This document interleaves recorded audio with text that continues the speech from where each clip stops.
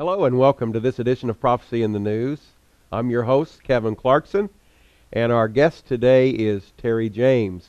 Terry is actually behind the largest prophecy website on the internet, RaptureReady.com. And I go there myself quite frequently to look at daily updates, articles, things that are there. Terry's also the author of 27 books. He's just published last month his 27th volume, and we're going to be talking about that today. And the title of this new work is Rapture Ready or Not. Terry, I want to welcome you today. Well, Kevin, thank you so much for having me. Such a privilege to be with you. Well, we appreciate you and your gentle spirit and your love for the Lord. And actually, you have a heritage of faith. We were talking before we came on about your father and his service to the Lord, and it's wonderful to have that kind of family legacy. I was raised in a Christian home, and of course you become a Christian by accepting Christ, not by being raised by a Christian home. Yes. But at least I am so grateful and so thankful that I was raised in a Christian home. My mother had us there every Sunday morning. Dad, of course, was in tow too, a little bit more quiet, kind of a country boy, but he was right there behind her. And I was raised, my brother and I were raised in Pekin, Illinois, in central Illinois, kind of. Born in Arkansas, but we moved there soon after, and so we were there at a independent fundamentalist Church of America every Sunday. Okay. And Wednesday. So when the doors were open, you were in. We were there. Well, that's great. Well, and I think you told me you also, you've had a background over the years in public relations and business advertising, and that seems to lend itself to putting the gospel on a good maybe a good platform to share with people? Well, I think it prepared me from the standpoint of what I'm doing now with regard to my writing. You're forced into writing a lot of things. A lot of it's creative writing. I loved the concept. I loved advertising campaigns, slogans, and that sort of thing. So I've been able to, God has made me able to kind of tailor that sort of thing to, I think, my natural propensity, which is to write in these kind of creative ways, and I've been able to transfer that to some extent to writing books and doing things in God's work, particularly in His prophetic work, which I'm again grateful for, thankful for. Amen. Well, I was intrigued by this book when you sent me sort of a brief synopsis and our questions and directions today. By several things, and we'll talk about those. First, we'll get to them, but the experience behind it, and then the chapter titles, the way they are so intriguing to me, they hook your attention, and then just the fact that you personally said that of all the books you've written, this one maybe came the easiest, and you really seemed to feel the Lord's hand on you as you wrote it. Well, writing, as you know, Kevin, is hard work. I mean, it's not easy work, but in the sense that it came easily to me by, I believe, God's Spirit, the Holy Spirit. I've never had one that unfolded as quickly and as easily. As a matter of fact, I told the publisher, the CEO at the publishing company, New Leaf Press, that I told him that this book had just almost written itself. I was almost finished by the time the contract was inked. So in that sense, it just came, I believe, directly from the mind of God, not in the sense of an Old Testament a prophet or anything, but as far as inspiration and that kind of thing, I just felt it. The secular world has what they call a muse, which which is, I think, maybe in some cases, like some writers I've heard about, and maybe they have this muse as a demonic spirit. Well, some books that would be true. Yes, and I think mine was on the opposite end of that spectrum, Amen. And that is, I think it was God the Holy Spirit whispering into my ears. I wrote, and again, I'm thankful. Well, I would love to see the appetite and audience for prophecy broaden. I think that there is a real hunger out there for people, and as we were talking earlier, you said the verse that you often inscribe when you autograph copies of books is Revelation 19:10. And just to catch the phrase that we hone in on, the testimony of Jesus is the spirit of prophecy. Mm-hmm. Absolutely, and He's coming again. Amen. Praise God, He's coming again. And we believe He's coming very soon, according to everything we see happening. And He said, when you see all these things begin to come to pass, look up and lift up your head, for your redemption is drawing near. And we're seeing it beginning to happen, and his testimony is in our ears and eyes every day if we'll just open them to look. Amen. Amen. Well, again, let's look at the title of your book, Rapture Ready or Not? 15 Reasons This is the Generation that Will Be Left Behind. Brother Terry, what is the premise or the motivation wrapped up in that title? Well, I think the title itself is, it's kind of like the old game, Red Rover, come over, come over. Mm-hmm. Well, like it or not, ready or not, I'm coming. Well, Jesus is coming. Amen. And he has made it very plain that he is going to intervene again into the affairs of mankind. And so, rapture ready or not, whether you're rapture ready or not, whether one believes it or not, it's about to happen. And the earth is about to be convulsed in one instant of time like no other time in history. And I believe that with all my heart. And that was the motivation totally, I believe, but behind the beginning this work. I like what you said, ready or not, he is coming, and we don't get to vote on it, and that's right. As you said, believe it or not, it's going to happen. Well, the title of chapter 1, The End Isn't Near, It's Here. Why do you make such a firm declaration? Well, because of everything, as I said, Luke 21:28. When you see all these things begin to come to pass, if you look at the headlines, if you watch what's going on and truly what's going on, well, you see that we have to be very near the time. With Israel at the center of all controversy geopolitically, when they're a perfectly innocent country. Matter of fact, they have done more than any other nation, and probably in science and other things, to help the world. Yet the world as a whole condemns Israel. Why? A tiny little sliver in the Middle East, and they're hated. Most of the UN, the people in the UN, most of the representatives in the UN vote against Israel on a consistent basis. And even our own country under this administration has leaned that way, that they're talking about it. And it's very disconcerting. So I think just looking at Israel, if that's all you want to do, look at Israel, we would know that the end is very near, because they are, as Zechariah chapter 12 says, they become a burdensome stone and a cup of trembling to the whole world. And we're right there. And Jesus said he is going to intervene at a time when we see all these things beginning to come to pass. And we can probably go through some of those, but we're seeing them come to pass, Kevin, I think. Yes, and I think the chapters of the book lend themselves to maybe going through some of those, and we'll get to those. Mm-hmm. You, as I do, believe, though, I think from what you just said, that the great sign really is the restoration of Israel, the resurrection of Israel as a nation from the graveyard of history. Yes, that is the number one sign, I think. And not only that, but in conjunction with that, we've heard so much over the past decade or more about this roadmap for peace, or roadmap to peace. I don't know which way it's properly termed nowadays, but this is an ongoing thing. This is a world that is bent on bringing globalism to pass, and two things have to happen. I think if they want Israel destroyed because it's a satanic hatred, I think they need the United States destroyed and done away with, or brought into compliance, because it is the holdup to globalism. And Israel being on the in the hot seat, or in the target, in the bullseye, if you will, is one thing. And this roadmap to peace, wanting Israel to give up land for peace, is at the very center of the whole thing, showing us of where we are on God's prophetic timeline. He said in Joel chapter 3, verse 2, I think, that is God will bring the whole world into the valley of Jehoshaphat. It says in the KJV. Bring the whole world down into the valley of Jehoshaphat, where he will deal with them in judgment, because of their causing Israel to give up its land for peace, land which God has covenanted with Israel for all eternity, and or at least for until the earth is remade. I don't know how that works, but for in perpetuity, Israel has land promised by God.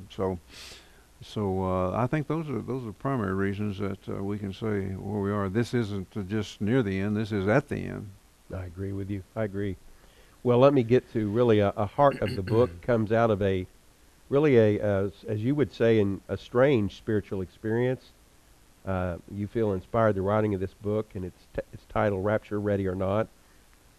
How about that experience? Yes, it all started back when I work out. I've always tried to work out for well, number of decades now to stay in halfway decent condition. And I've never had any physical problems other than my loss of eyesight, as most people who know my work understand. I've been blind since 1993, but other than that, I've been in very good health. I've never had any problems at all. Just because I've never Amen. taken any more than maybe an occasional antibiotic for something or other. But I was out finishing up my workout, and I came in. I had behind my sternum was a very strong burning. It was like began like bad indigestion. Well, the pressure started building along with that indigestion. I said, well, I'll walk around and kind of stretch and I'll work it out. But it got worse and worse and worse. My hands got clammy. My breathing got shallow, and I had to sit down in my recliner. Told my wife Margaret, I said, you better call 911. I guess that, of course, that just totally freaked her out, because I don't like to go to a doctor for anything, much less for have an ambulance come and get me. But they were out there shortly, and they were trying to feel around for a pulse. They couldn't find one. Neither of the guys who came out there said, I can't find one. Well, they had the audacity to ask me to get up and make it through the furniture in the living room and so forth to the outside, to the gurney. Would you mind walking out to the gurney with no pulse? so I said, well, I guess so. So I did, and I got to the gurney, and I don't remember having any particular difficulty doing it, but it got worse and worse as we head toward the hospital, which is about I'd say 2 miles from our home. And as they were pulling out, opening the back of the doors and pulling the gurney out, Kevin, I heard this blip. It was an electronic sounding blip. And all of a sudden I was in front of just a throng of young people. They were cheering and they were jumping up and down. They were looked like they were in their 20s, young men and young women, the most beautiful people, and the bright, brilliant lights. And here I am, blind. I'm seeing all this, and I mean, it was. I was there, and they bid me to come to them, and I started toward them, and everything started getting dark around me. Well, the next thing I knew, I was thinking I was having a heart attack or something, I thought, and then I woke up on the gurney, and I heard this young man say I had to hit him with the paddles. And of course, my first reaction, being having a journalistic reporter's mind, was, "Oh, what paddles?" And he said, "We had to hit you with the defib paddles because your heart stopped." Well, I said, I didn't think much about it. I didn't even think once about having died, or I just said, "You ought to see where I just been." Wow. And they didn't, and they didn't pay any attention to me, and they were busy trying to save my life, and you weren't really connecting the dots yourself, I guess. No, I had no idea. I mean, this is totally new to me, and so they were wheeling me on down the hall. My wife said that the doctors were looking at her, and they said, we just don't think we're going to be able to save him. We're going to do our very best. And she said, she saw me go by on the gurney, and I was ashen, and looked dead already.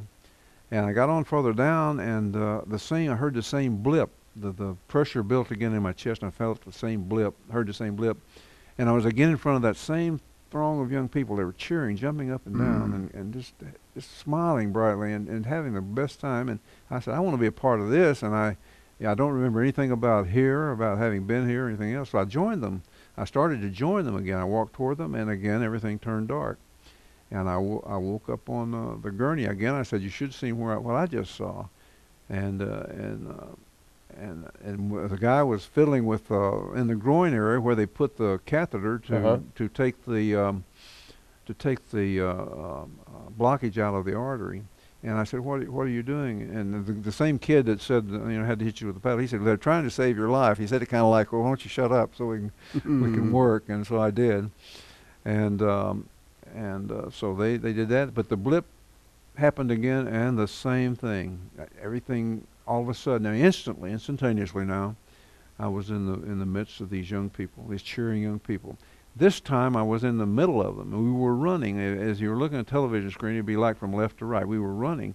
They were looking over at me, and I remember this one young woman in particular. She was looking over at me, and she was smiling, just brightly, beautiful, beautiful girl.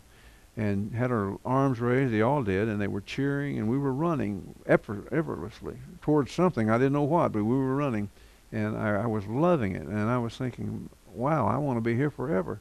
And all of a sudden, everything started getting dark. And that time, I remember thinking, during this dark journey, I remember thinking, I don't want to leave this place. Well, I was on on the gurney again. They had removed the blockage, and the cardiologist interventionist had just removed it. And incidentally, to show you God's providence, this guy's from India. He's a specialist. He lectures. He's such an expert all over the world. But he just happened to be in my little town of Benton in the Saline County hospital. He was teaching some people how to do the interventional type things. And he's the guy that was in the next room when they hauled me in, and he did the actual thing. And so I was back, and he said, "Let me show you what we've done here. You had what we call the widowmaker heart attack." And I said, and he said, "See here?" And I had a screen up above me. I said, "No, I can't see. I've been blind since 1992 or 93."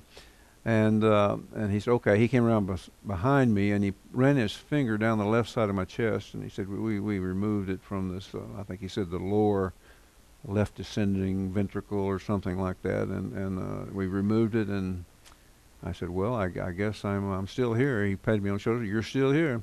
His last words to me were, "You can forget your breakfast, but you better not forget your pills." And so I said, "Okay."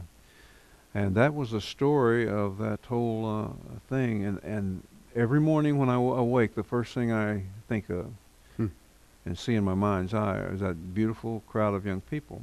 The Lord has shown me it was Hebrews 12, verses 1 through 3. It was a cloud of witnesses. We were surrounded by such a great cloud of witnesses. And the last part of that verse 2 is we're running a race, toward the throne of God, toward Christ and the author and finisher of our faith, to finish the race. And so I've been inspired by that. That is what really, I believe, set in motion not only a book that I have interviewed here on before, called Heaven Vision, Glimpses into Glory, a little book of that whole experience that is thoroughly documents that and a whole lot of other very fascinating things about heaven, about these experiences, about how instantaneously we are in His presence when we pass from this life to the next. That was one thing that I was shown. But this book, Heaven Visions, Glimpses into Glory, which I've done here before, I'm sure some people have heard it, and so that's really what set in motion, I think, what set in motion this particular book, Rapture Ready or Not, 15 Reasons This is the Generation That Will Be Left Behind. And God's hand has been on me every step of the way, and I still can feel the presence almost of those young people cheering me on. I believe I'm like you and all other believers who in the Word and doing our work. We're running that race, and this certainly. I'm not one given to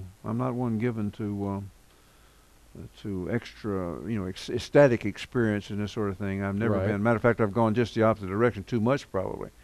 But I have at least 50 pages of documented evidence that this happened, as far as the medical part is concerned. So God's been very good, and He's inspired me, and I think people get the concept that God is in our corner. He's watching us run the race. He knows every intimate detail of our running that race.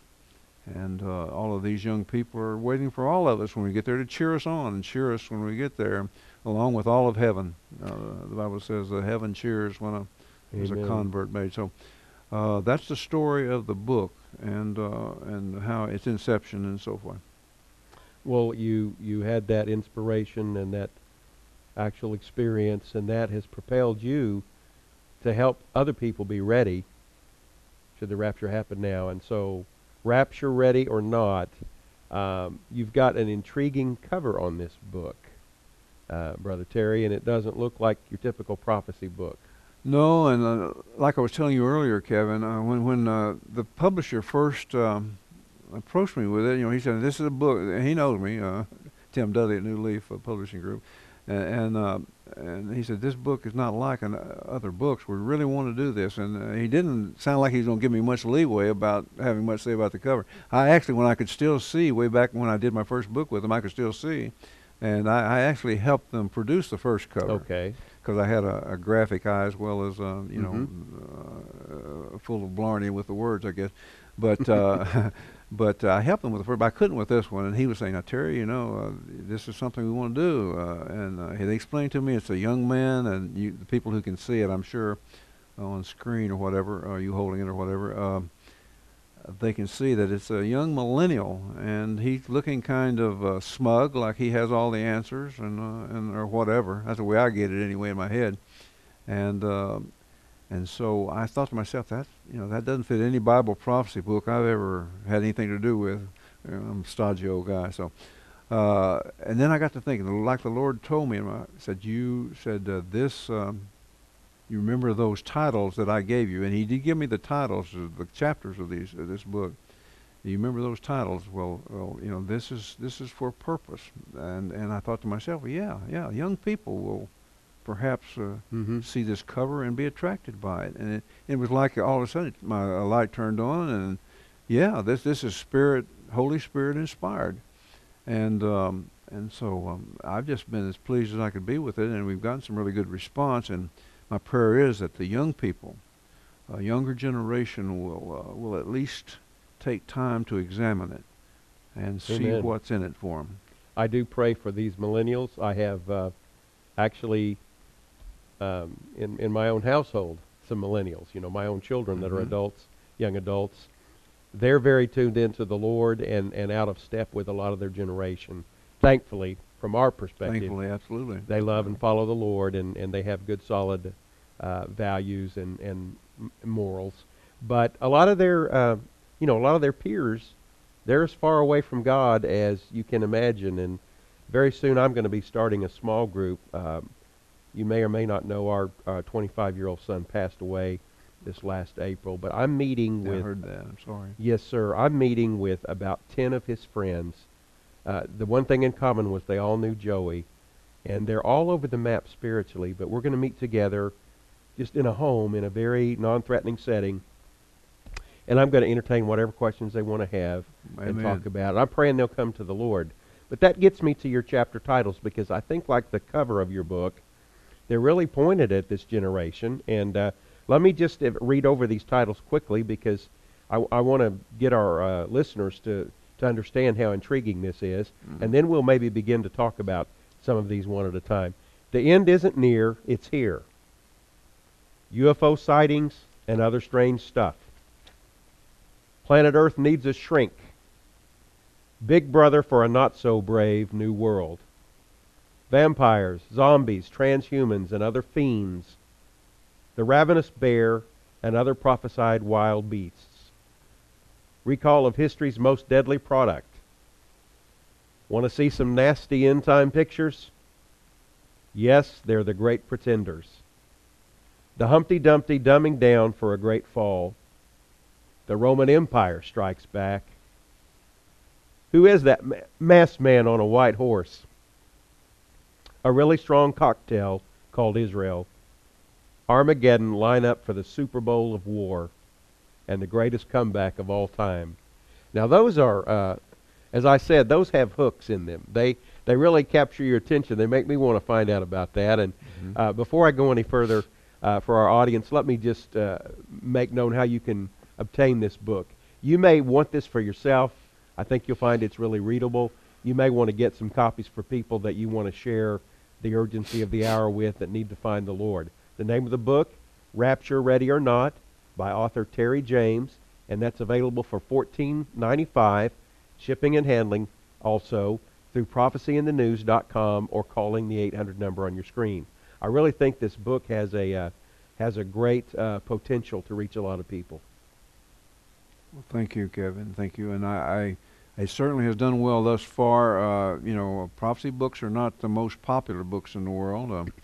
I think Mark Hitchcock is probably one of the most prolific writers in Bible prophecy, and one of the best. He's my favorite writer, actually.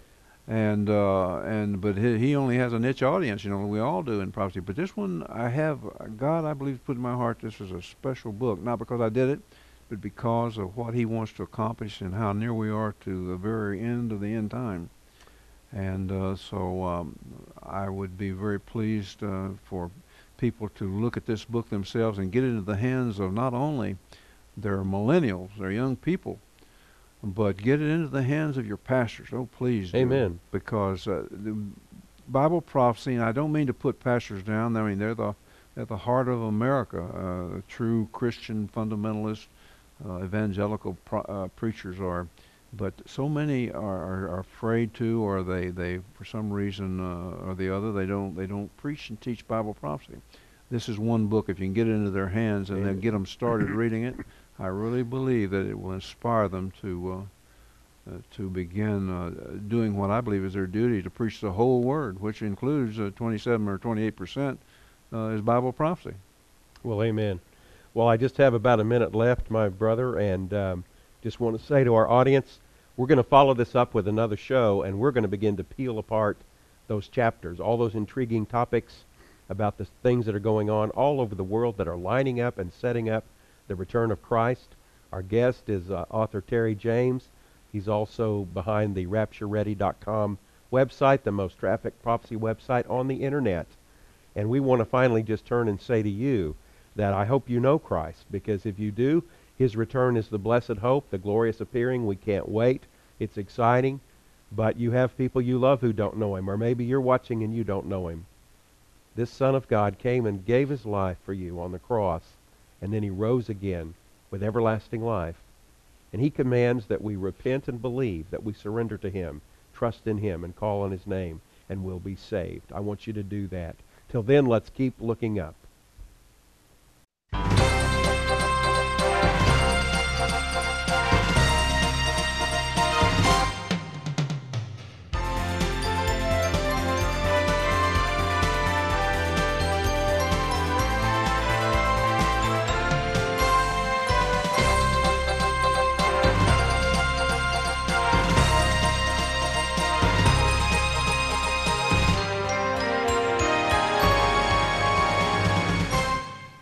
I want to tell you about our new updated website. It's never been easier to connect with prophecyinthenews.com. Same address, a new face. You can access all of our television programs, our latest updates, current prophetic news that is put up daily related to what the Bible says, also our online bookstore, and we're offering a special premium membership for $24.95. You can become a premium member for a year, and if within the continental United States, free shipping. We also let you know what a bargain that is, and you'll be receiving special emails and special offers as a premium member. We will also have previews of our upcoming magazine articles. We will have current news of interest to you. We'll have an archive of much of our past and our history. So we want you to find it at prophecyinthenews.com. Join us and let us know you're there. Thank you for watching Prophecy in the News.